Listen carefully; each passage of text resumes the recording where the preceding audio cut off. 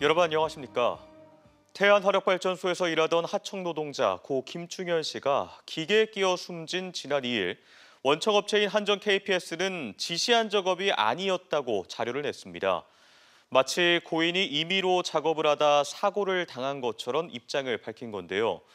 그런데 사고 당일 작업 전 작성된 일지를 입수해 보니 버젓이 한전 KPS 직원이 서명한 것으로 드러나 책임을 회피하려 했다는 비판이 거셉니다.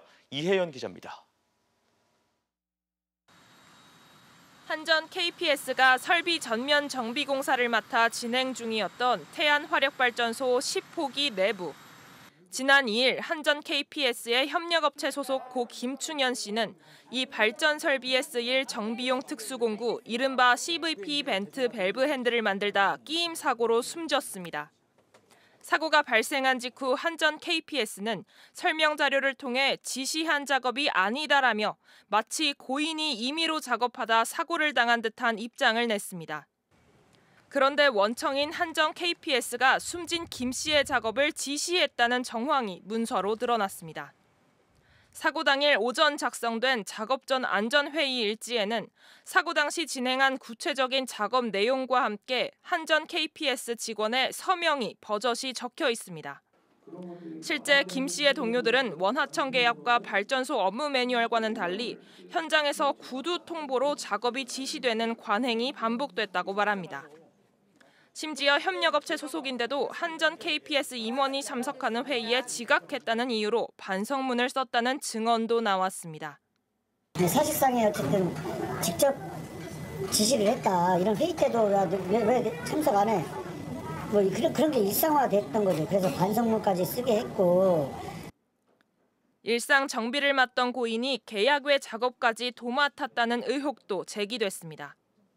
이달 안에 공사를 마무리하기 위해 한전 KPS가 김 씨에게 관련 부품 제작까지 지시했을 가능성이 높다는 겁니다. 이것을 시중에서 구입하려고 했을 때 소요되는 시간 이런 것들을 좀 줄이기 위해서 자체 제작을 의뢰를 하지 않았을까라는 추정을 하고 있다 정도까지. 원청인 한전 KPS와 노조 측의 진실 공방이 이어지는 가운데 고용노동부는 원인 규명을 위해 태안화력에 대한 고강도 감독에 돌입하는 한편 전국 석탄화력발전소 15곳과 협력업체들을 대상으로 기획 감독에 착수했습니다. MBC 뉴스 이혜연입니다. 이재명 대통령 주재로 열린 국무회의에서 3대 특검 법안이 의결된 가운데 윤석열 전 대통령이 연루된 해병대 순직 사건 외압 의혹을 수사 중인 고위공직자 범죄수사처가 대통령 기록관 압수수색을 벌였습니다. 공수처는 지난 2023년 7월 윤 전 대통령이 최상병 사건 관련 보고를 받은 뒤 크게 화를 냈다는 이른바 VIP 경로설 등을 확인하기 위해 국가안보실 회의 자료와 대통령실 출입 기록을 확보하며 수사를 이어가고 있습니다. 대통령 기록관은 지난 4일 윤 전 대통령 재임 기간과 이후 권한대행 기간 대통령 기록물 1,300만여 건을 이관받았다고 밝힌 바 있습니다. HD 현대 오일뱅크가 유해물질 페놀을 포함한 폐수를 불법 배출해 1심에서 관련자들이 실형을 선고받은 것과 관련해 김옥수 충남도 의원이 실질적이고 책임 있는 대응을 촉구했습니다. 김 의원은 충남도는 환경부가 즉각 과징금 1,509억 원을 부과하도록 하고 이 과징금을 기반으로 서산 시민을 위한 특별지원 사업이 시작될 수 있도록 적극 대응해야 한다고 주장했습니다. 앞서 서울중앙지법은 지난 2월 물환경보전법 위반 혐의로 재판에 넘겨진 HD 현대오일뱅크 전 현직 임원 4명에게 각각 징역 9개월에서 1년 2개월을 선고하고 법정 구속했습니다. 농원에 무단 침입해 주인을 집단 폭행하고 불까지 지르려 한 사건이 최근 아산에서 벌어졌습니다. 누군가 확인을 해보니 인근 종교단체 신도들이었는데요.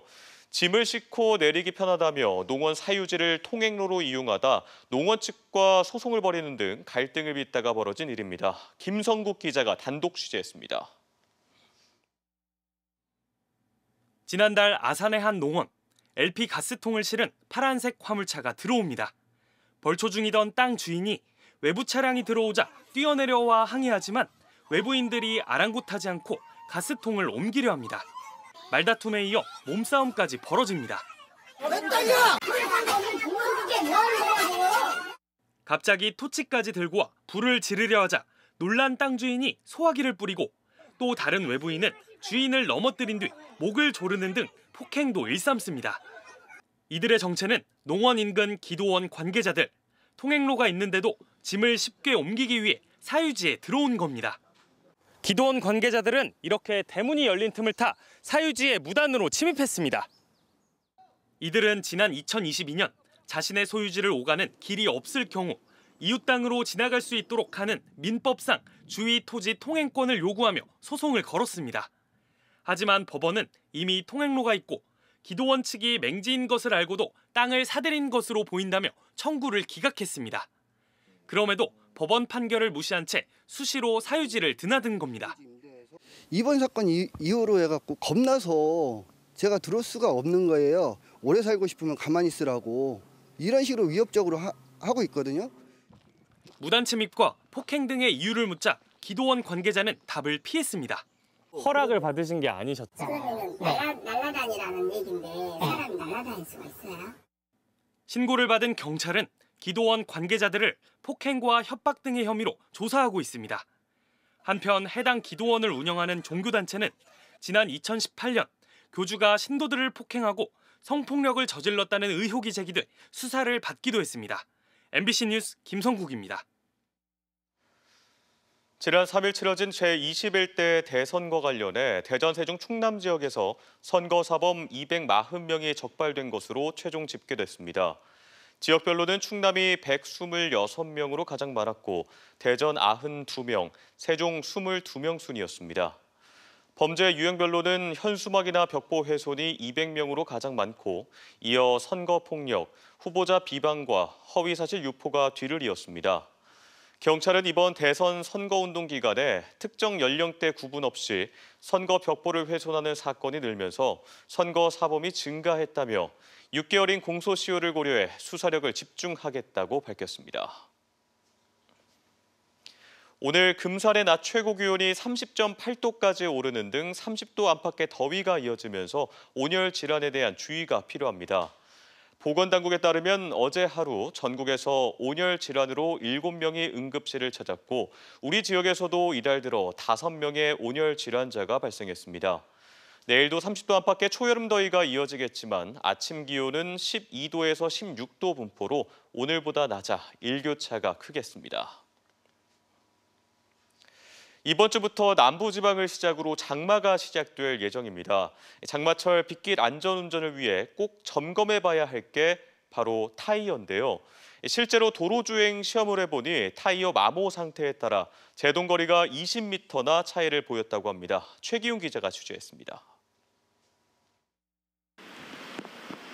올해 장마는 초반부터 강도 높은 집중호우가 예고됐습니다. 고속도로에서 빗길 교통사고 발생률은 마른 도로보다 2.5배 높고 빗길 미끄러짐으로 대형 사고로 이어지는 경우가 많습니다. 장마철을 앞두고 안전 운전을 위해 가장 먼저 점검해야 할 것, 바로 타이어입니다. 비 내린 도로에서 자동차가 시속 80km로 달리는 상황을 가정했습니다. 새 타이어를 장착한 차량은 브레이크를 밟자 35m를 간 뒤 멈췄지만 타이어가 마모된 차량은 55m를 미끄러집니다. 타이어 마모 상태에 따라 제동거리가 20m, 1.6배가량 차이가 난 겁니다.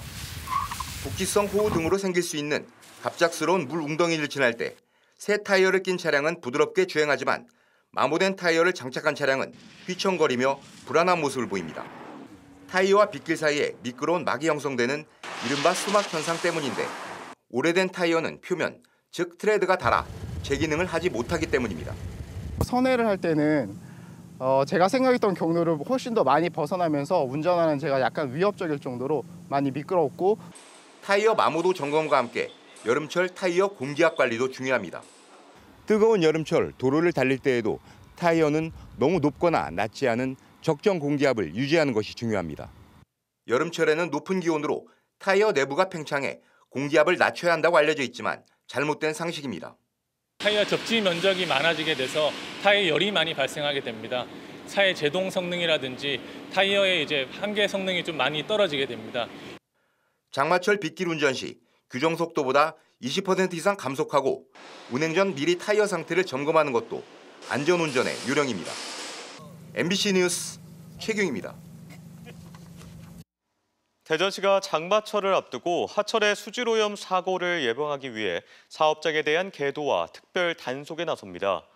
시는 악성 폐수를 배출하거나 폐수를 많이 배출하는 사업장 등을 상대로 오염물질 배출 시설을 적절하게 운영하도록 돕고 상습적인 불법 배출 행위는 강력하게 단속할 방침입니다.